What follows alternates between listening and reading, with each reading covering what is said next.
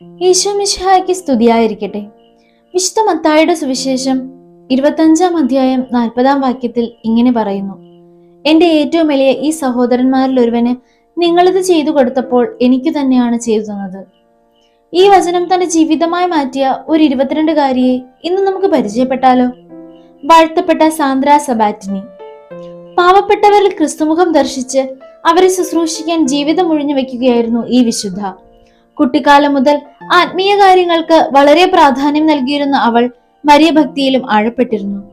പുലർച്ചെ എഴുന്നേറ്റ് ദേവാലയത്തിലെ സക്രാരിക്ക് മുന്നിലെത്തി ദിവ്യകാരുണ്യനാഥനെ ആരാധിക്കുന്നതും ദൈവവചനം ധ്യാനിക്കുന്നതും അവളുടെ പതിവായിരുന്നു.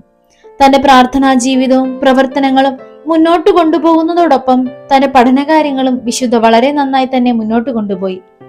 സ്കൂൾ കാലഘട്ടത്തിലായിരുന്നു തന്റെ ജീവിതം പാവപ്പെട്ടവർക്കായി സമർപ്പിക്കാൻ ദൈവം ആഗ്രഹിക്കുന്നുവെന്ന ബോധ്യം അവൾക്കുണ്ടായത്. സർവകലാശാലയിൽ മെഡിസിൻ പഠനം ആരംഭിച്ച അവൾ ഉപരിപ്രവർത്തനങ്ങൾക്കായി സമയം മാറ്റിവെക്കുന്നതിലും വളരെ ശ്രദ്ധിച്ചിരുന്നു. നമ്മുടെ ജീവിതത്തിലും പ്രാർത്ഥനയും പഠനവും പ്രവർത്തനവും എല്ലാം ബാലൻസ് ചെയ്ത് കൊണ്ടുപോകേണ്ടത് ആവശ്യമാണല്ലേ? എന്നാൽ ചിലപ്പോഴൊക്കെ ഇതിലേതെങ്കിലും നമ്മൾ വഴിയിൽ ഉപേക്ഷിക്കാറില്ലേ? ഒരു നിമിഷം നമുക്കൊന്ന് തിരിഞ്ഞു നോക്കിയാലോ? നമ്മൾ വഴിയിൽ ഉപേക്ഷിച്ചു കളഞ്ഞ നമ്മുടെ പ്രാർത്ഥനാ ജീവിതത്തെ, പഠന മേഖലകളെ, പ്രവർത്തന മേഖലകളെ ഒക്കെ നമുക്ക് തിരികെ കൊണ്ടുവരാം. അതിനായി നമുക്കും ഈശോയോടൊപ്പം ആയിരിക്കാം.